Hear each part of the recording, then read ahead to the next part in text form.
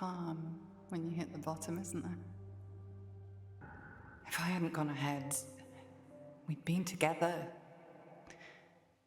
then you wouldn't be alone now. Maybe none of this would have happened. Hi, I'm Catharina. I'm the CEO and game designer of Sarepta Studio. Thalassa Edge of the Abyss is a first-person psychological drama where you play as Cam, a deep-sea diver in 1905. When I first pitched the game, people were quite intrigued at the idea of being in this heavy, clunky old diving suit at the bottom of the ocean.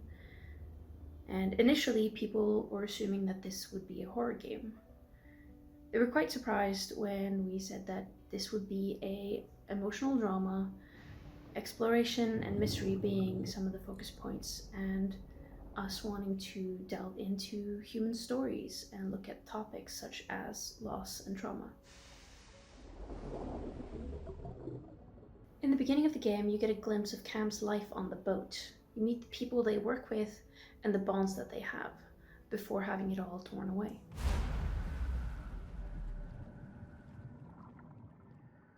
What we want to do in this game is delve into key topics such as loss, trauma, and complicated grief. What happened wasn't your fault. There was nothing you could have done. When I explained the overall game with its ending, people gave me these looks. So I'm just gonna end up being emotionally exhausted at the end. But I mean, it's a Sarepta game. What do you expect? To feel warm and fuzzy inside?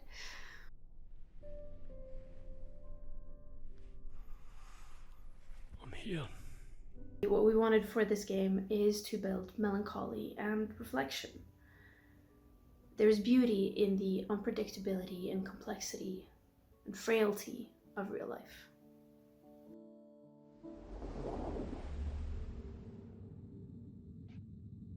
My name is Kjartan Fortun. I worked as art director for Thalassa. So for the mood, we try to go against scary underwater, being deep below sea in an old-time diving suit, going through confined spaces. For many, that can be scary enough in and of itself. And we didn't want to add to the scary feeling. Instead, we wanted to make a mysterious and beautiful atmosphere where your mind can drift and you can think and reflect about the story and the decisions that you have to make in the game.